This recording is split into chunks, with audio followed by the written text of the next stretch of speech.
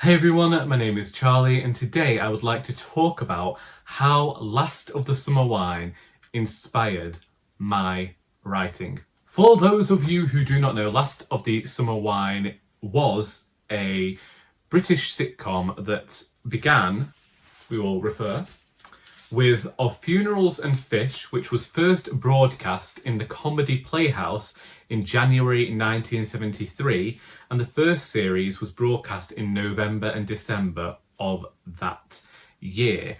This was a sitcom that lasted until around about it must have been around 2010. Began with a trio of old men who, in this first series, spent a lot of their time in the library, and it was going to be their conversations happening in the central location of the library. We'll get into that more later. They were Blamire, Clegg and Compo.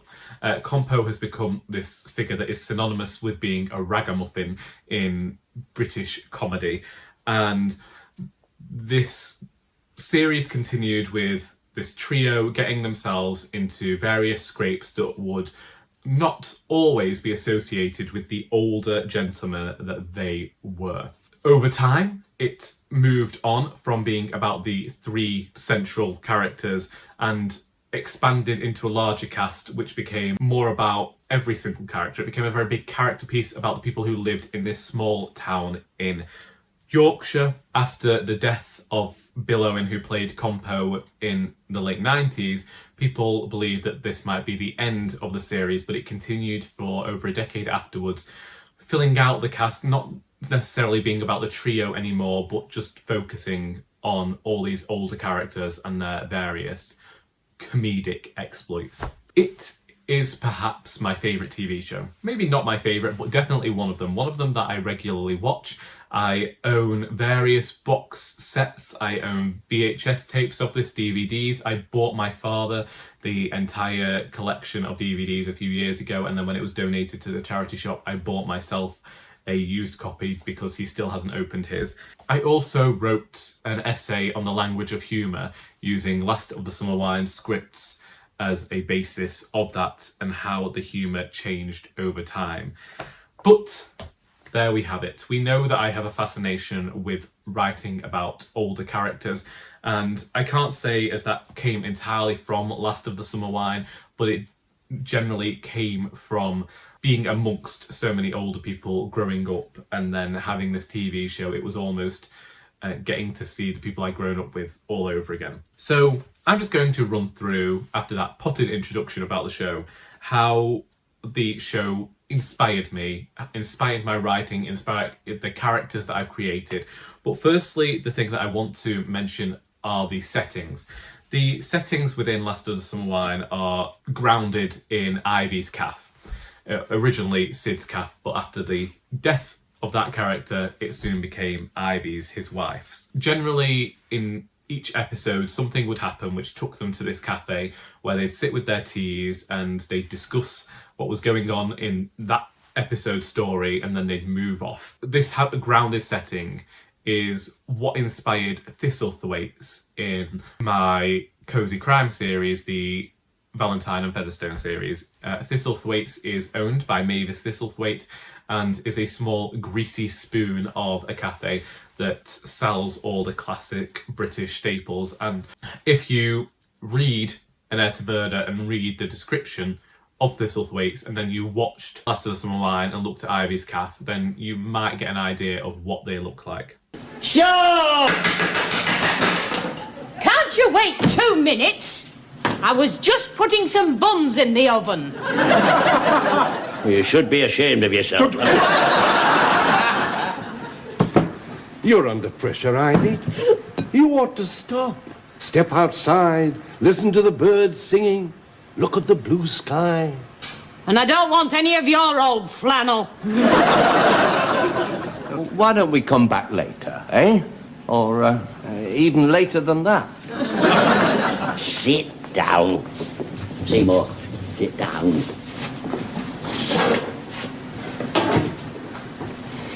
Three teas, Ivy. And one for Nora when she comes. Nora? Nora, B-A-T-T-Y. I know what Nora you mean. What makes you think she'll be coming here? I got a nasty itch in me wellies. Just call it a ferret fancier's fancy. Well, I call it nonsense. Why should she be coming here? She doesn't work here on a Wednesday. She's not working. She's all dressed up. All dressed up? On a Wednesday? Best stockings, not a wrinkle. That's funny.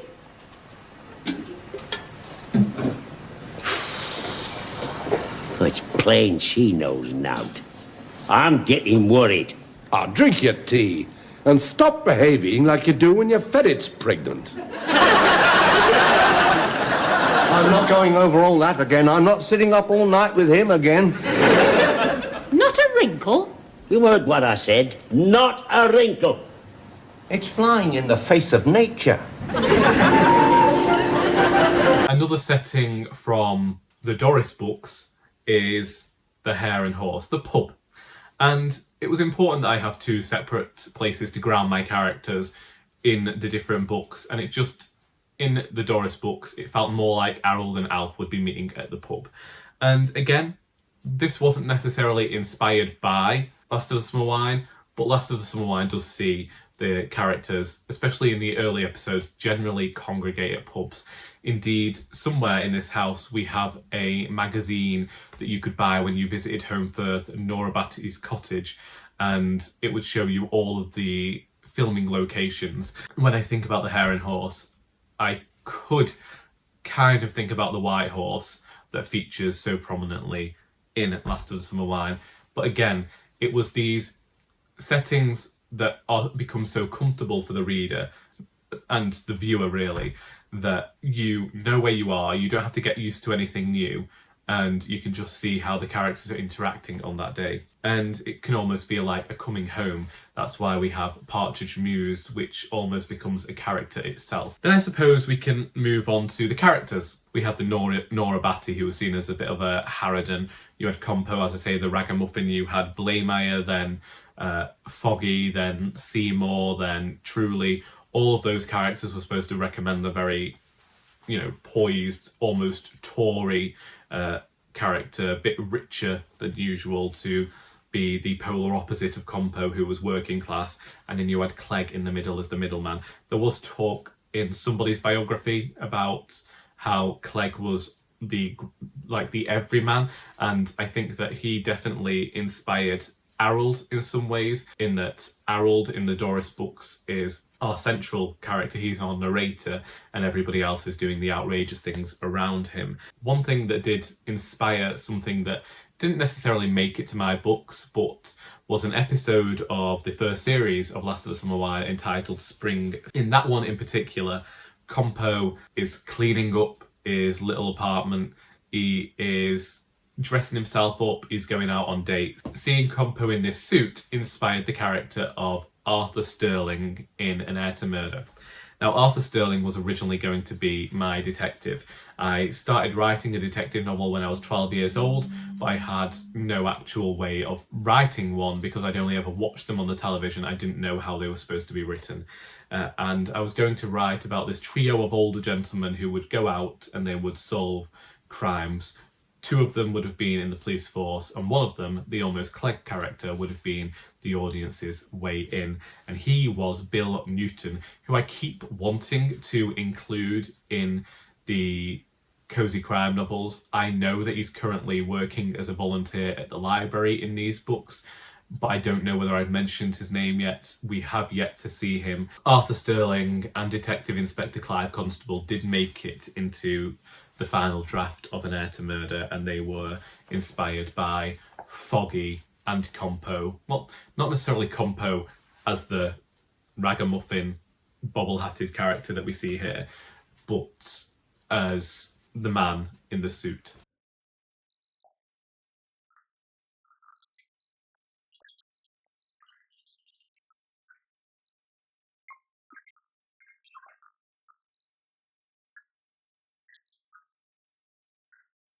Certain language choices have been inspired by the rhythm of Roy Clarke's script writing. And when I'm writing, sometimes I can remember there is a bit in Doris Ahoy where I knew about the rhythm and I was writing it, and it's repeats something quite a few times, and somebody says to me, does it need to repeat it this many times? Or I think you get away with it not being there. And saying, no, it's for the rhythm of the language, it definitely needs to be there. When I talked about the language of humour and writing this essay at high school, one of the things that I noticed was that Last of the Summer Wine did move on from syntactical humour to being a lot more slapstick and visual. Righto, Ludovic, let her go.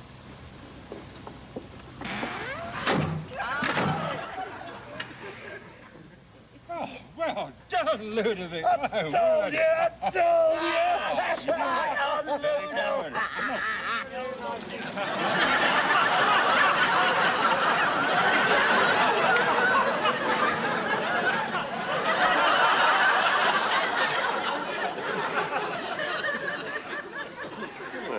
An ejector seat. Oh, that's a novelty. Say it's one of the more attractive features of the vehicle. It makes you feel completely self-contained. And I don't know whether this was because in the early days of television, they were still moving away from writing on radio plays. Now, I know television had been around for a while at this point. I'm not that thick, but I do wonder whether that's why there was a lot more wordplay going on in older British sitcoms than there was later on. It's still there in some of them, I'm not saying that, but it definitely felt more syntactical in the beginning. Also, maybe they didn't have much of a budget, so they had to. I'm all one for syntactical humour. Words make me laugh. It's just one of those things. But the more slapstick and visual stuff did inspire a scene in Royally Doris, in which Alf has been tasked with finding some doves, and he doesn't find doves. He finds something else. He doesn't get them to where they're supposed to be on time.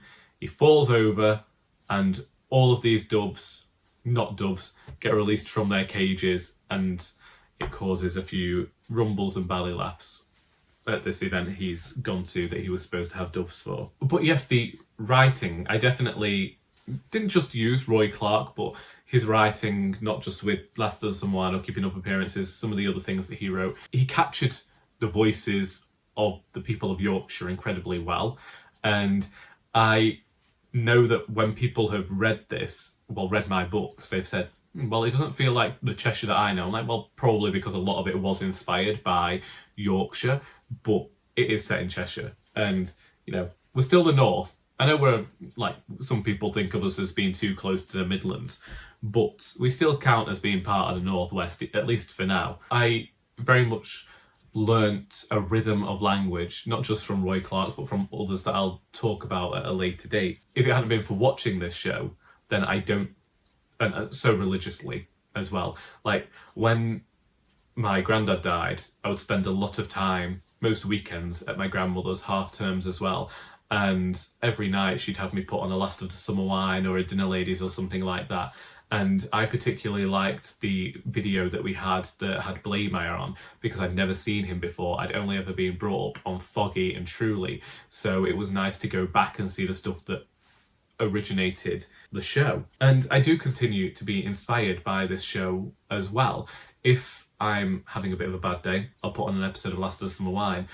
When I was writing a particular funeral scene for Royally Doris, I went back and broke my heart watching the funeral episodes for Compo.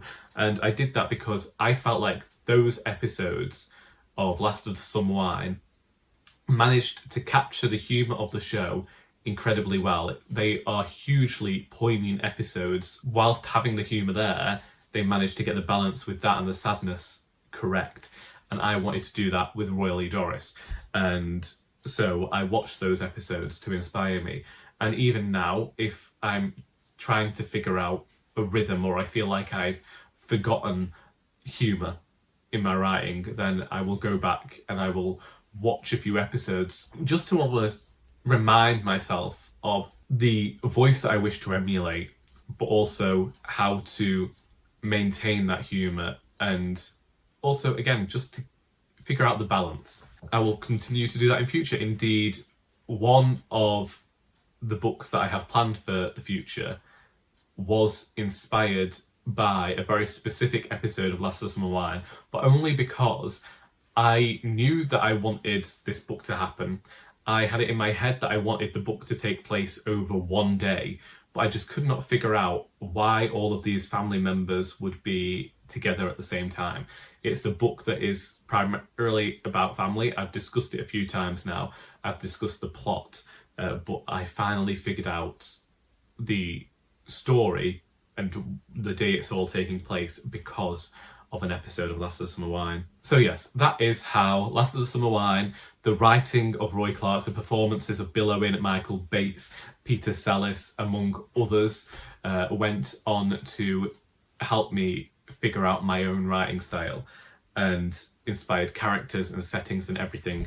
And in future, there will be more, because I wasn't just inspired by this one writer. I think there's a huge conglomerate of writers that have inspired me, generally comedy writers, but you know, Victoria Wood, maybe I'll do a video how she inspired me, or how Alan Bennett's Talking Heads inspired my writing as well. But today I just wanted to touch on Last of the Summer Wine. Maybe it's because this is the one that's regularly in my head as I try and figure out stories. Maybe it's because it was the longest running British sitcom and is something that I regularly return to just when I'm feeling a certain type of way. But incredibly grateful that this show exists and will always be a favourite and an inspiration of mine. How do you feel about Last of the Summer Wine? Is it something that you've watched? Is it something you've never heard of? Feel free to let me know in the comments.